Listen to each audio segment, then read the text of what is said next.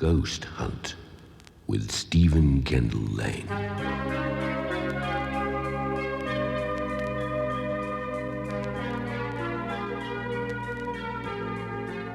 Lee House is reputed to be haunted, which I suppose is what one would expect from an 800-year-old manor lying alone in a remote Devon valley.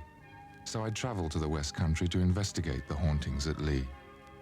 Ruth Glover was very convincing about an encounter she had with a ghost on the back stairs. So all was quiet for a while, and then I heard creaking down the stairs, like you were walking down here, you see. You can feel sort of suddenly creeping very quietly. We didn't have any carpets down then. And I got out and I shone my torch down there, and as I looked, a shadow went down that wall there. Makes me creep, makes me cold to think about it. I saw it going down there, and I was so frightened, my tongue went through my mouth. The footsteps themselves, they were quite heavy, were they? Quite authentic footsteps. Let's walk down a minute to see where it was. Was it sort of cold? Very cold, yes, it was very cold and very dark. And all this, you see, it's gloomy down here. There's no light on here, you see. And if you get a torch and you shine it down on there, you just get it on that wall. And there's just this figure, just this torch, a shadow when it was going down the stairs. So what we've got here is a sort of very windy staircase which comes up. See, this is the kitchen stairs.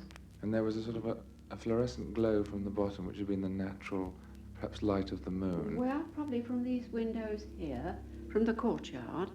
And you would have seen the shadow of a figure on that wall. On that wall there, yes. Knowing there was no one else in the house. No, only us, myself and the 3 children. Must have been absolutely terrified. It was. I was so frightened. My tongue went to the roof of my mouth and I went cold all over. Yes. So much so, I would never sleep here alone again. Because there is a legend that there is a grey lady, isn't there? Yes. I think my son-in-law has seen her. He woke up one night when they were in the bedroom. I believe you are in that room now. Who's in the 4-poster? I'm in the 4-poster. You're in the 4-poster. Well, one night, apparently, when the kids were all young, he woke up and he said to his wife in the morning, he said to Sheila, which kid do you have to get up for last night then? And she said, I didn't have to get up at all. I had a lovely sleep, slept all night. So he said, well, I could have sworn I saw you standing there in a pink nightgown in the night when I woke up. She said, no, I haven't been out of bed. Now, another lady that was here a little while ago, in that same room, she said, I saw the ghost last night. I said, no, you. She said, well, anyway, I heard the rustle of silk in the middle of the night. She heard the rustle of a silk dress, well, of course. Yes, a silk dress. I did spend the night in the 4-poster, and neither my wife Fiona nor I saw the lady in pink.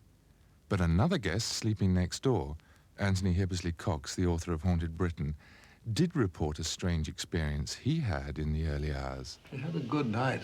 We had a wonderful evening, talking and drinking and chatting away. Then I went to bed. Helmut, as you remember, I came to bed before you did and slept like a log. But I was suddenly woken up in the middle of the night by a banging on the door, a very peremptory sort of banging it. I don't know if I could imitate it. I'll try. See if it sounded like it, but it was something like, yeah, rather like that, exactly like that. Went on a bit longer because I remember waking up with it still going on. And I said, oh, come in. Then I thought to myself, how stupid, because it might be a ghost. I really don't want a ghost to come in here, really. Then I thought I'd better get up and see. And then I thought I was rather too frightened to get up and to see because there might be nobody there. Or it'd be much worse if there was somebody there, if I could see it. But that really is all that happened. I went to sleep again then. So perhaps the lady in pink did try to enter Anthony's room. We'll never know. Tales have reached my ears of the ghost of a gardener outside in the beechwood, and I considered it my duty to have a look. One of the legends attached to Lee House is the ghost of the gardener who hanged himself in the grounds.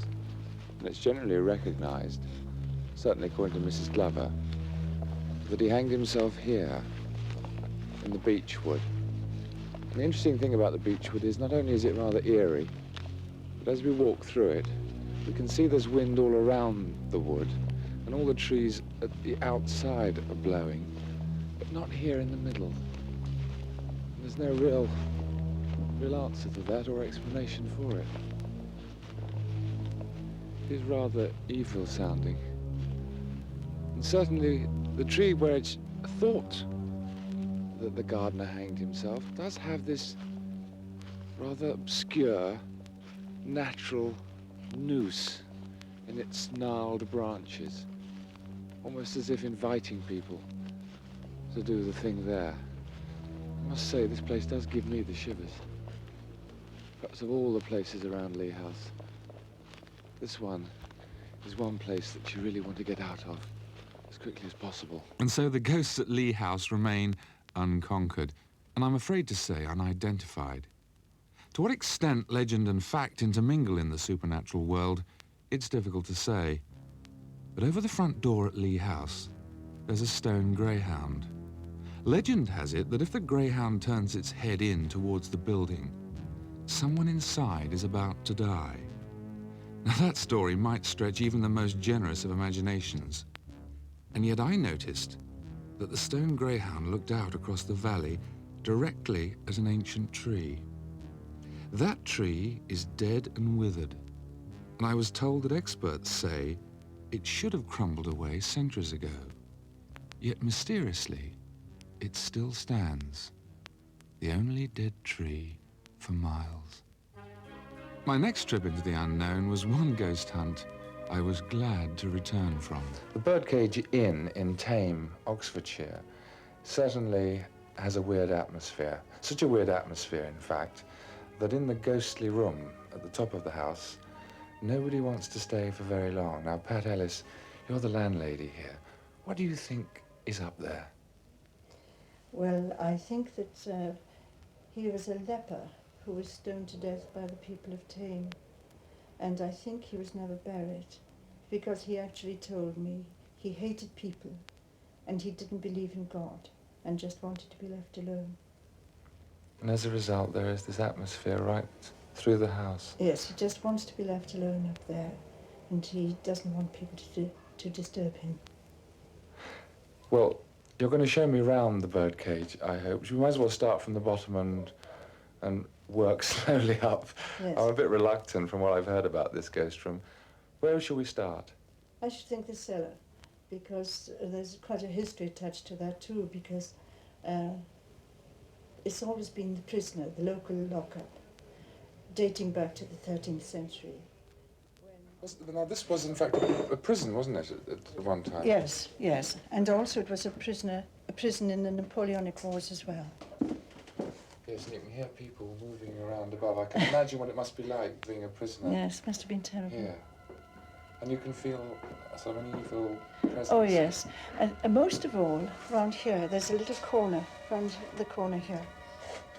Mind the beer. Don't disturb the beer. That's something they never had in those days, sadly. This gives me the creeps. I can't bear to stand there. And however much you... corner. Yes, and however much you whitewash it, it always comes back like Oh, that. gosh, yes. So we've got a sort of recess here, haven't we, that the paint just won't Do hold on the have it. wall. It's absolutely horrible. It gives me the creeps to stand there. And look at these cobwebs. I mean, they're huge cobwebs. I mean, nobody has been in here for a long I think time. everybody ignores that corner because it's so frightening. And you see, there is supposed to be an underground passage leading to the church from here. Ah. Because this, I mean, we're talking now about the 13th century. Yes, yes. Yes, it may well be. And may well be that something terrible happened in here Yes. as well. Yes, it's a nasty chilly place. Yes, isn't shall we it? get out Especially of it? this corner. I later discovered that the birdcage got its name from a persistent 18th century thief nicknamed the Magpie. On the many occasions he was in jail awaiting trial, the buzz would go around the underworld that the bird is in the cage. And it's also believed that he finally met his death in that basement jail, in somewhat bloody circumstances. One wonders whether it could be the magpie who still haunts that eerie corner of the cellar.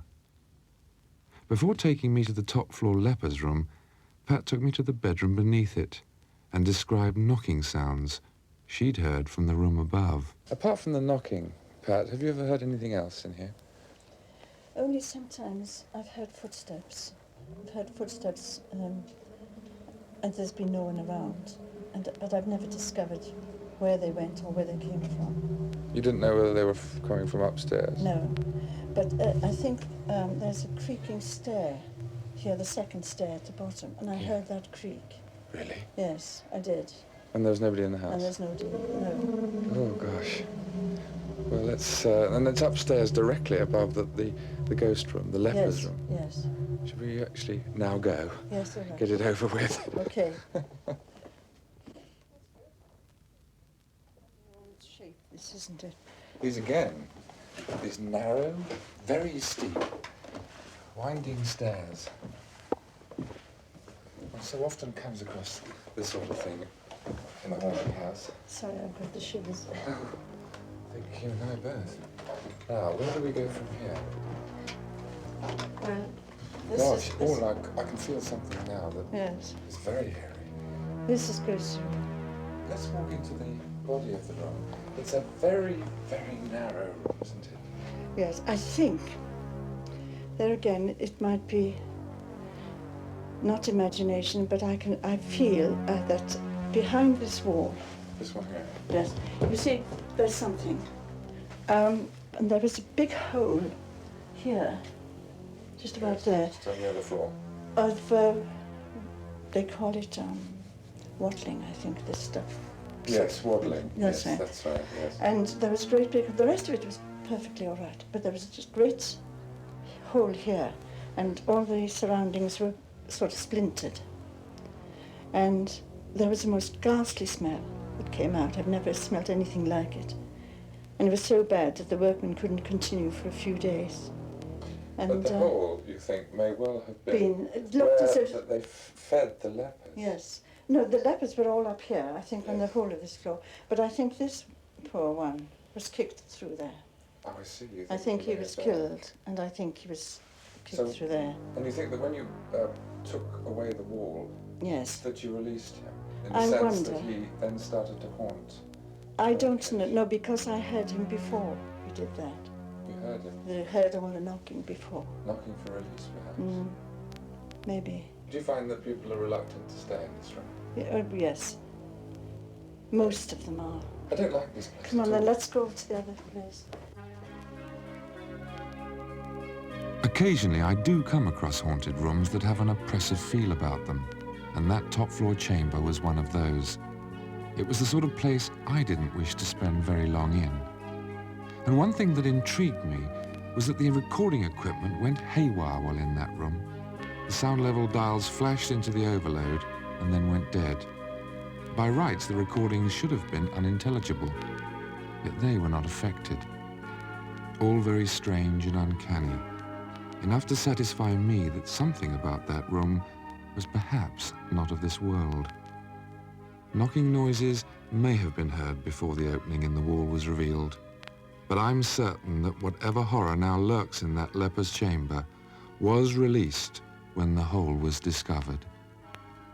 The next ghost hunt was at a very grand building, the Theatre Royal in London's Drury Lane, probably the most haunted theatre of all time. There are many ghosts watching you there, but I was fortunate enough to be taken round by George Hoare. These days he's the theatre historian, although until recently he was manager at the Grand Ole Theatre for 25 years. Also, I was glad there were a few workmen fixing scenery on the stage. Their presence down below was a comfort as George first took me into the haunted upper circle. Now, the man in grey, when he walks, is reputed to come through the wall here on our left. He traverses the whole of the rail at the back here and disappears through a wall on our right. It's In quite a other long words, walk. he comes into the upper circle from the king's side Right. and disappears through the prince's side of the theatre. But it is an extraordinarily wide, long circle, so it is a long walk. It is a long walk, yes. And the the other thing is, of course, that he wears a tricorn hat and a frock coat, and he carries a dress sword of the 17th century. And people have seen him, although not in my time, but there was an occasion, I believe, during the dancing years, just before the war, and practically the whole of the company were waiting for a photo call on stage, and they saw him walk here one afternoon. So something like maybe 60 to 100 people saw him at the same Could, time? yes, supposed to be. The story goes, McQueen Pope gave us the story that this is what happened in 1939. And McQueen Pope, he was working here at the time as the historian, wasn't yes, well, McQueen Pope was historian for Drury Lane for a number of years. he? Right. And most of his books, of course, have been based on Drury Lane, you see. But also the story goes that when the ghost is seen at Drury Lane, it's a sure sign that the theatre is going to have a very big success if it's at the beginning of a new production. That's interesting. And has it actually happened that No, way? as far as I know, because I waited to see the ghost on My Fair Lady, but he didn't turn up. And we had the longest show in our history. Absolutely. Yeah. I've heard stories that the ghost tends to be seen during the day rather than at night. That's right. He's an early doors ghost, this one. He's never seen at night. No, it's only during the day. There was the other story, of course, where we had a cleaner, apparently, walk down from the back of the upper circle, saw somebody sitting in a seat. And she went down to ask him who he was, and it was this man with a tricorn hat, and he simply disappeared, like that, bang. And she passed out. There was another occasion when, quite recently, I had a lady spiritualist come to see me who had been to the theatre to see a show, but she said that the auditorium was so full of ghosts at the time that she lost all interest in the show and was just concentrating on ghosts. And she wanted to walk around with me. And she actually did walk around. Where we are now, she came with me, and she said at the time that the man in grey was standing behind us the whole time, and he walked with us right the way around the building. I think we'll move on a bit in case he's behind us. Oh, if you feel very cold, that is a sure sign he's around. Well, I must admit, there is a bit of a draft here. That's the whole route, shall we? Yes. We'll go through this side and come down on the Prince's Deck. George, there was another story about the man in grey that I'd heard, that it was connected with a skeleton that was found with a knife between its ribs. Well, Popey gave us this story, of course, that some workmen here some years ago, they were excavating a wall, and they found a small alcove which had been bricked up, and they found a skeleton. Within the wall, they found a skeleton there with a dagger in his back, you see. But, you know, quite honestly, I don't know if there's any proof on that, because, you know, had there been, there would have been an inquest, surely. Well, apparently there was well, they couldn't hold an inquest at the time because they didn't know who the skeleton belonged to. No. But apparently it was found somewhere near where the grey man is supposed to appear. Well, it could have been on that side of the building, because this building was rebuilt, or the auditorium was rebuilt in 1920-21. So it may have been at that time that this skeleton was found, because what they did, they had to take out the walls on each side and build new walls, you see. So maybe in excavating they could have found something. But as I say, I don't know any more than what Popey has described in his book. But what we do know is that the ghost is seen because, as you said earlier, there's so many people who've It's seen in this it. area, there's no doubt about it. Oh, yes, it's in Yes, this it is. area that he traverses and goes through that wall there, you see. It's getting a bit cold, though, isn't it? The amazing part is that... They say the skeleton was a man murdered in Regency times. He was supposed to have been a theatre lover who caught the eye of an actress and was then disposed of by the girl's fiancé. But it didn't take me long to find one of the many actors today who had actually witnessed the man in grey on that upper balcony. Nigel Bourne was sitting there one afternoon watching his colleagues rehearse when he saw something mysterious. Out of the corner of my eye, was aware of a presence. It's very difficult to say it was a visual thing initially, more of a sensation of something being there. And obviously, if one concentrates on something like that, it goes away, because you become terribly rational about something like that. Oh, it can't possibly be anything there. But I was so wrapped up in the music that I was half aware of it and half not, if you understand. I looked out of the corner of my eye, followed the line of vision round and saw this figure. Now, it's very difficult to describe exactly what the figure was like, because it is a fairly hazy sort of thing. But grey is the thing that springs to mind. The shape and size of a human being. The tendency is to think that it was in Regency dress, although that's probably as much imagination as anything else. Walked towards it, And I thought, well, I've got to go and find out what this is about. I'm naturally a curious person. I tend to sort of want to find out what the hell's going on. Walked towards it, and as I walked towards it, walked towards there's an exit on the left-hand side of the theatre, and walked through that exit without opening the door, which I thought, well, either you're very clever or a real ghost. And I followed it through, and of course there was nothing there, which is a bit of a disappointment. I'd like to have followed up and found out exactly what it was. But the man in grey is by no means the only haunting at the Theatre Royal, as I found out when I continued my ghostly tour with George Hoare. Now, George, where are we now?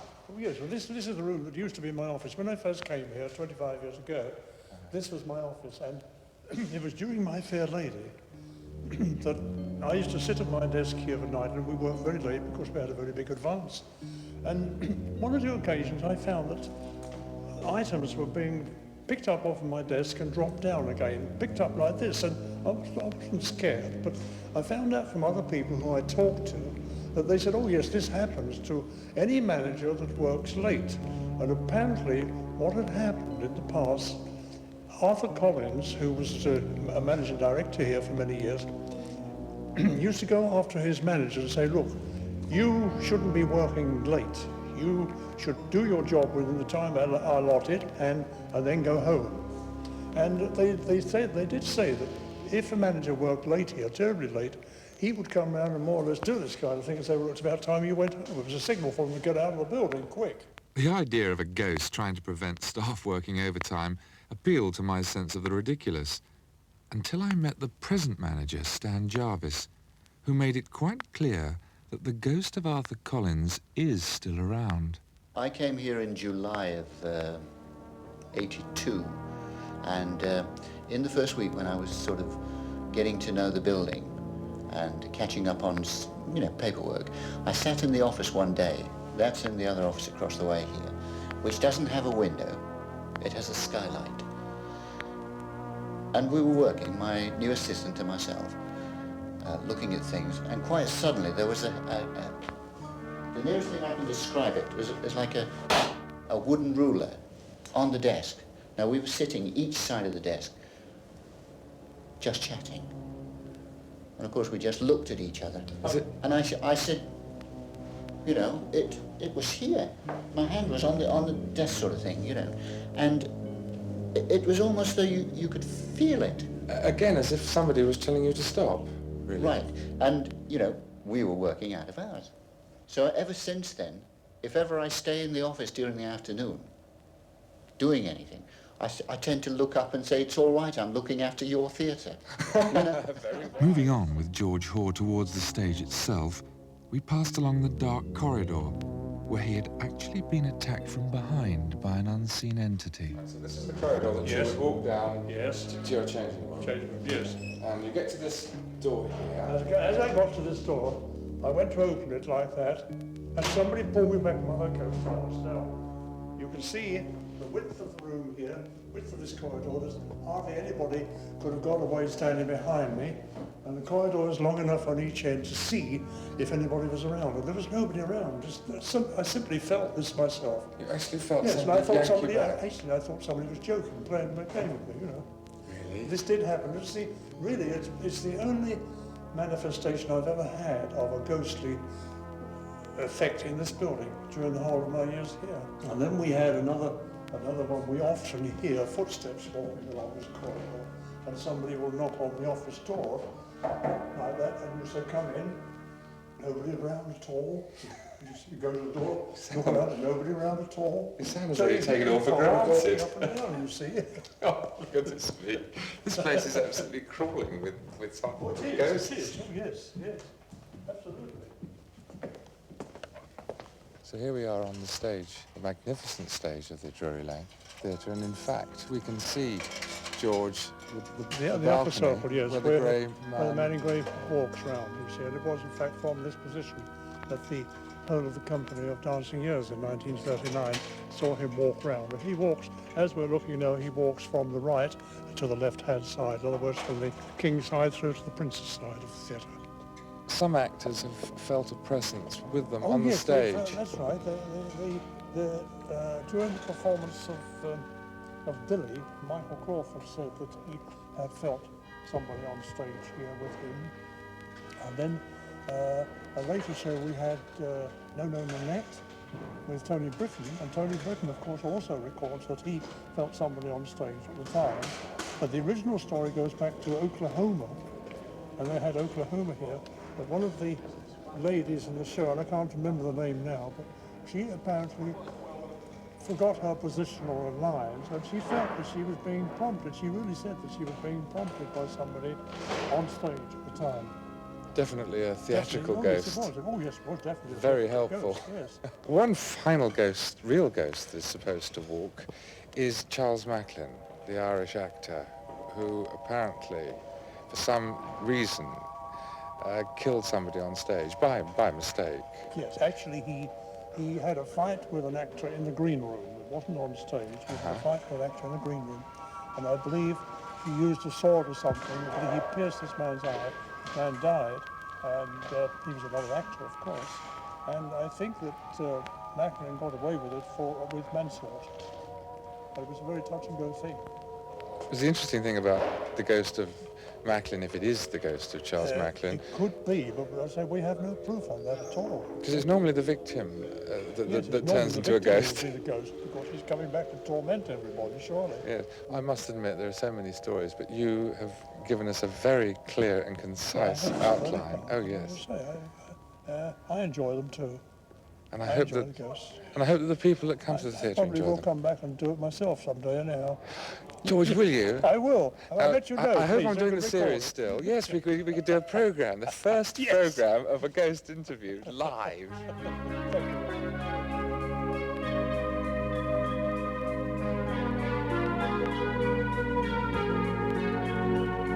One of the great ghost mysteries of all time is at Rycote Chapel near Oxford. The existence of the ghost of a grey lady is not in doubt. Many have seen her. But the question which I went to investigate is, who is she? There are three contenders: Dame Julian Fowler, Lady Cecily Heron, and Lady Elizabeth Bledlow, three Tudor ladies who could well be the apparition first seen by custodian Clifford Morris at 3:55 p.m. one Sunday in December 1968. I was sitting here in the office, December afternoon, very grey sort of day, waiting to close to go home. And she suddenly appeared, or a figure appeared, between the west end of the chapel and disappeared behind the yew tree. And she didn't reappear, which seemed rather puzzling. So I went out and walked along the path. And when I got to the yew tree, there was nobody there. So I turned round, looked back towards the office here, and she was here, outside the office on the grass. Well, then we must move, because we can go down this...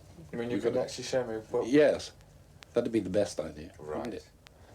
Right, Cliff. So, in fact, we're now facing the yew tree, before we actually go around the chapel. Yes. And she walked right across the grass. Yes. Under that tree. Behind the tree, yes. I mean, you'll be able to see it quite clearly, obviously. Oh, yes, yes. I thought, as I say, I thought it was one of the ladies from the house in fancy dress, you know, for a party, like they have down there sometimes. And the next thing you knew... And I expected to see somebody come up with a camera, to tell you the truth, you know, to take a photograph of her. And when nobody else appeared, I walked along the path to the yew tree, and there was no figure there. And the next thing you knew, she was where we're standing now. I turned round, and she was back here where we are now, yes, at the east end of the chapel outside the office. And then you followed her round. And then she began to...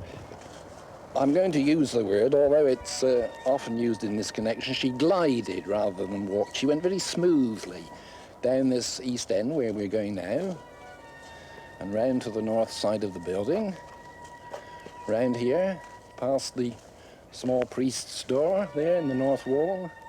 And when she got to the bottom, she was gone, disappeared, like the blowing out of a candle flame, you know? And all this time, she was very clear to you. All this time, she was visible, very clear, and the outline of the figure was very distinct. There was her headdress and her square neck and her tight waist, her bell-bottom dress, and the long sleeves and veil from the headdress, and the markings where her jewellery would have been round the neck and round the sleeves and so on. In fact, it's the identity of the Grey Lady which is now the big question. There Yes, are right. 3 contenders, Yes. and I think Rita Trafford, who's the present curator, Yes. she's done a study of this, and Yes, I she believe has some theories, which I think we'll go back to the office and find out. Yes, she followed me, and she's continued research where I left off, which is very, very nice. I'm very pleased about that. Yeah, this is the yew tree, 900 years old. Rita, there are, in my opinion, 3 contenders Yes. for the role of Grey Lady. Yes. Who are they?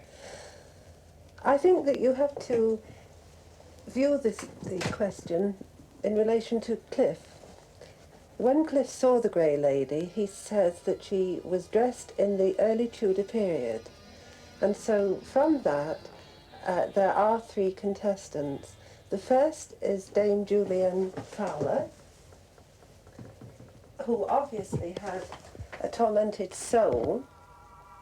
And if you have a look here, the inscription on her tomb, it says, "Do you remember the faults of my youth and my ignorance? But do you forget the eternal freedom of death in the day of judgment?" Contestant number 2, I have a sneaking feeling is the most important contestant. That was the Lady Cecily Heron. She was the youngest daughter of Sir Thomas More, and she lived at Rycote for 14 years with her husband. In addition to that, we have had 2 individual sightings of Sir Thomas More within a week of each other, so it could be that the 2 of them met up. Certainly puts her well in the lead at the moment. Yes. What about the 3rd contender? The 3rd contender is Elizabeth Bledlow, who fits in with Cliff's description with the picture that we have on show in the chapel. It's the right period, the right dress, and as far as Cliff's description... Well, this is the chapel. It's wonderful, Cliff. I mean, it really is It's a unique beautiful, building, isn't yes. it? There's nothing else in England like it at all. Now, show me.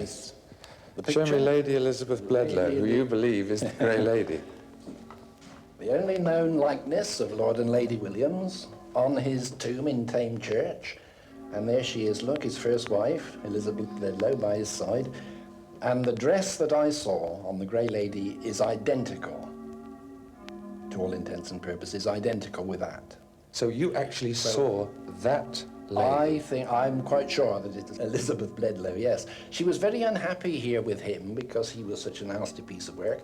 And my idea is that she comes back now to a place she loved where she can be happy without him. And I have to say that there's no satisfactory explanation as to who the Grey Lady is, because whilst I know you think it's Lady Elizabeth Bledlow, Cliff, I know that Rita Trafford believes it's Lady Cecily Heron, the younger daughter of Sir Thomas More, because he comes here, has been seen here, and therefore is probably visiting her.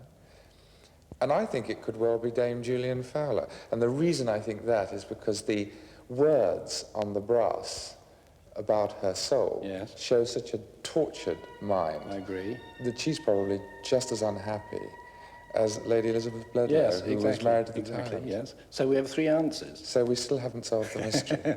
No. Perhaps somebody else coming to Maybe. Rycote Chapel will. Maybe, yes. It's a lovely mystery, though. May it go on a long time so Yes. that we can come back and discuss it again. Yes.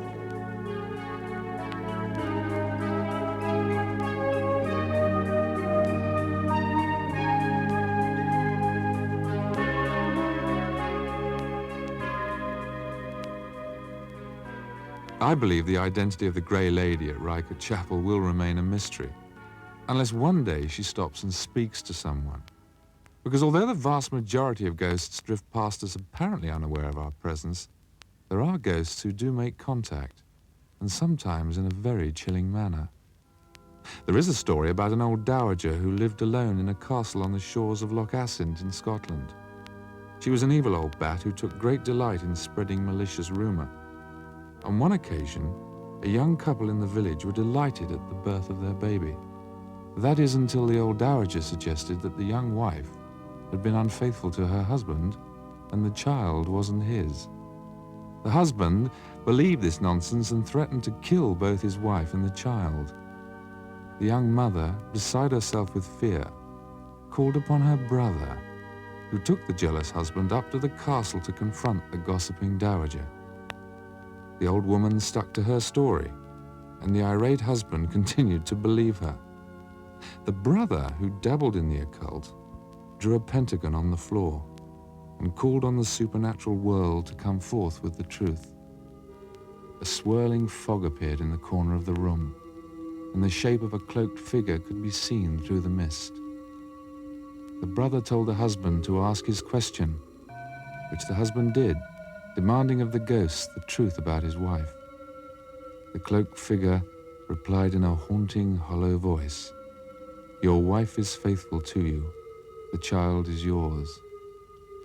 But then the ghost continued and demanded payment from the living for his trouble, the death of someone connected with his visit. Both the brother and the husband in unison pointed to the dowager, but the phantom refused their offer. The ghostly visitor disappeared. The old lady, numb with shock, never spoke again. But the two men returned to the village to find the infant had died that very night. A warning, perhaps, never to listen to gossip or dabble with the occult.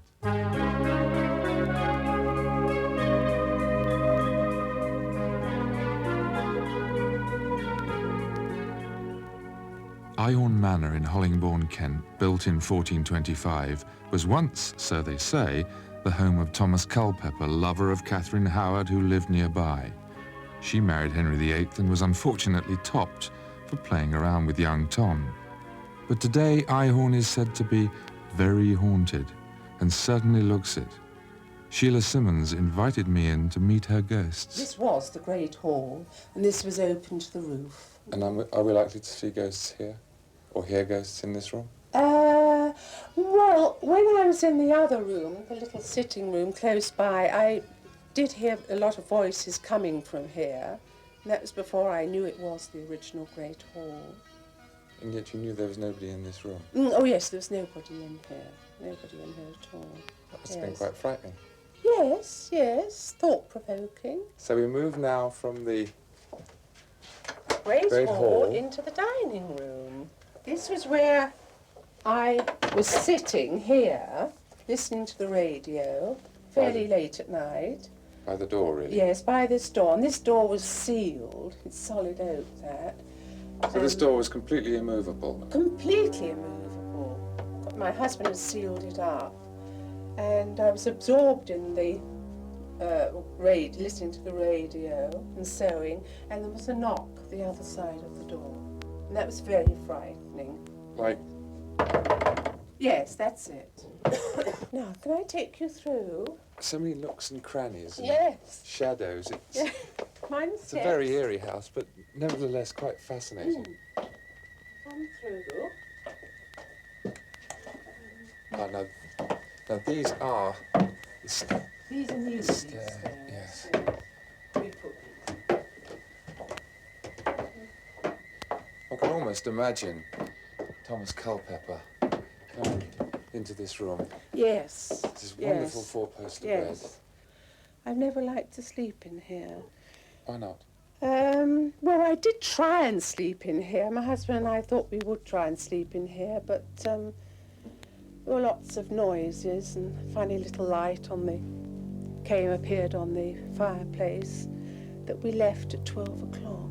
Why did you leave at midnight? Well, there was a nasty bump downstairs, and then I heard the sound of a key in a lock. There's a door down there we use, and a key in the lock. And although I knew it was locked and bolted, and then I heard a funny clinking noise coming from downstairs, and I saw a funny light on the fireplace here. And I woke my husband up. We went outside on the landing, and I was standing on the landing with nothing on my feet, of course. So I just come out of bed, and I felt something press against my foot. So I thought, well, it was time to move back to our other bedroom. Now come through. Down to another. It's a funny little room. You have to really bend your head, don't you, to get under these doors? And come through. It's a warren of small rooms and corridors. Now, I'm going to take you through to our bedroom. The time to visit a Come haunted through, house innit? has to be in the late afternoon, Yes. in the winter. Another four-poster, another bedroom. Again, these wonderful beams. Now this, in 1400, would be a storage area, and some of the serfs would sleep up here, would have slept up here, and the original elm floorboards. This is our bedroom, and from this corner comes this peculiar slithering sound, you know, that other people have heard. Tell me about that. Well, it happens at night, and one would think it was like an old-fashioned taffeta eider dance slithering from a great height. Not an unpleasant sound, but not very pleasant at 3 o'clock on a dark night.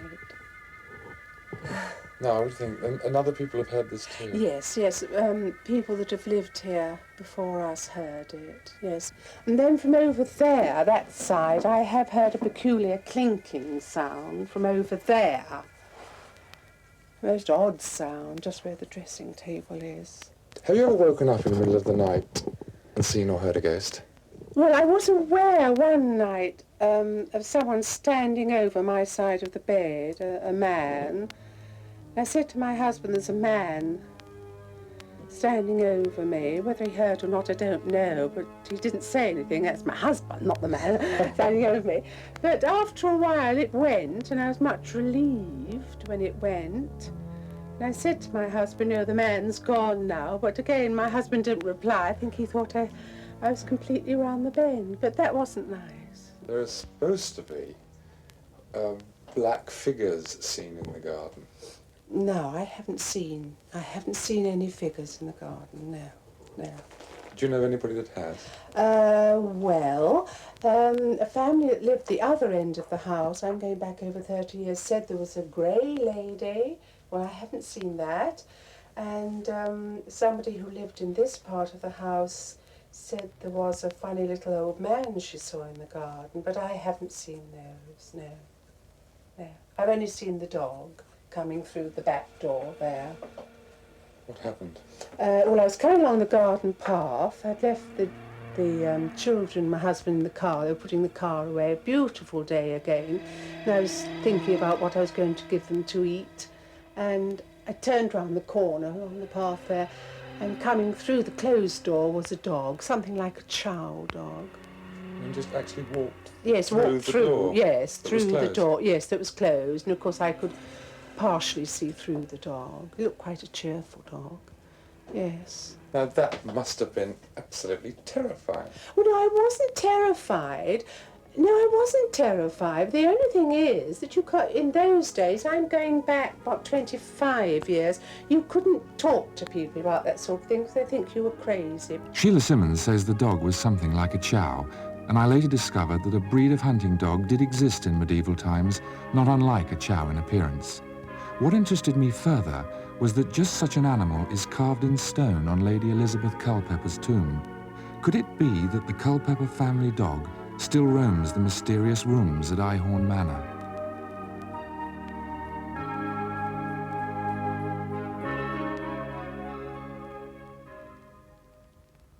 The last ghost hunt in this selection is probably the most fearsome. I'll always remember it and warn those of a nervous disposition that the events described next really happened. Shrubbery Road here in Streatham is on the surface like any other terraced Victorian street. But one house is very different.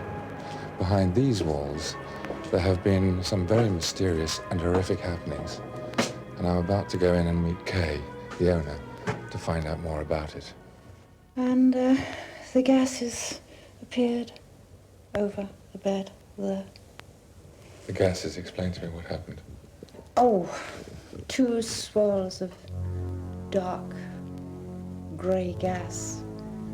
And in the centre it was a little lighter, and materialising in the centre was some face or other. This was in the middle of the night? This was about 2 o'clock in the morning, yes. You were woken up? Yes, I woke up in time to see this charming thing materialising, which terrified the life out of me. And I just said, although I'm not very religious, just said the Lord's Prayer, and fortunately it faded. What was the face that had materialised out of the mist? I don't know, because I was too afraid to let it go any farther than it was at that time, in case it was somebody I didn't really want to meet. Have there been any other experiences of mist and swirling fog in the house? Yes, in this same room, my daughter was terrified by seeing the whole of my bed, from ceiling to floor, completely obliterated by a grey gas. That's right, yes, I did. It was must have been about 11, 12 o'clock at night, and I sort of looked over towards my mother's empty bed and saw this mist overhead, swirling around and around, and with that I just disappeared under the bedclothes, and that's where I remained until the morning. You knew it was a ghost? I didn't know what it was. All I know is I was very frightened of it, and I didn't want to see any more. Not only was it you that saw these things, but I mean your son. My son, yes. Well, mainly my son's friends, who used to come to visit him, sort of exited much faster than they came in. You've had visitors that have thought twice about staying, have you? Well, my son has in his bedroom. That is where the old lady used to walk. Tell me about her. Well, she used to walk from Show me. that room there. She used to walk from here. Well, here on the landing. From this room, which is my son's kitchen now. And from here she used to She would walk across the landing. across the landing. Well, she could be heard by quite a few people. By one or two people that were here before. Into this room, which was my son's bedroom and still is. And it was here, although he had a single bed as a small child then, it was here that she caused the constriction of my son's throat by bending over him and her very, very large eyes staring down into his. I think that was very frightening for him. It would appear to me that most of the ghosts that materialise here, and there seem to be an awful lot, do tend to have, as I say, this malevolence. Well, I don't think hers was malevolent, because I understand that she was a nanny at one time with a very small babe under her charge, and her one duty during the night was to go in and stare down to see if the child was all right. But the child unfortunately died. But I still think that she was trying to, in her own way, protect him to see if he was all right. But unfortunately, in doing so, she nearly caused his death. Well, now, that seems to be a terrific catalogue of ghosts up here, and it must be pretty frightening to stay here. But downstairs, you've had other experiences, haven't you? Yes. Should we go down and find out? Yes, after you, my love.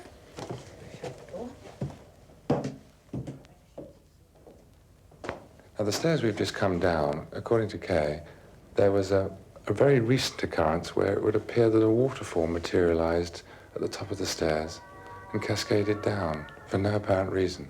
It was just from here So it came... and all the way down there. So the stairs, which are in fact dog-legged, it literally started at the top of the stairs, cascaded down one short three-step drop, swirled around the landing, and then cascaded down these main Cascaded stairs. down to within 2 steps of the water. And there was nowhere that you can think of where the water could have naturally come from.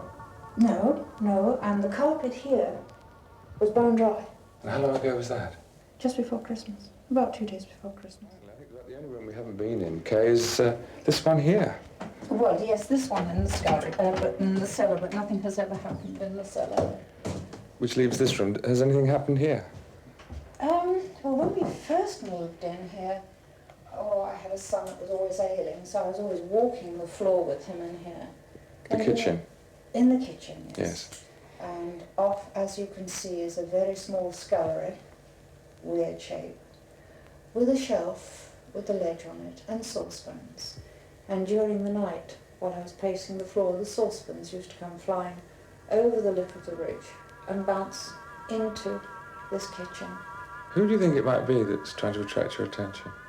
I don't know, but there had been seen in this miniature scullery of mine a gentleman in a black outfit, black cape, black hat like a Spanish hat, Because this particular part of Streatham, there are a lot of Puritans about. Yes, I understand that there had been 3 Puritans seen in this house.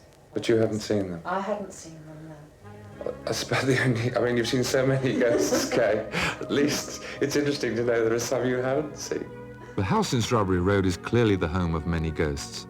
There has been a suicide there in the past, and that could account for the active hauntings.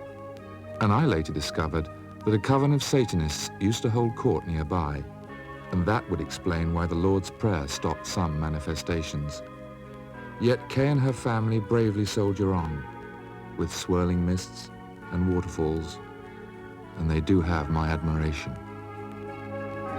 Finally, I think you might be interested in this piece of recording. It was made one calm afternoon while Anthony Hibbersley Cox and I were at Heddon's Mouth on the North Devon coast.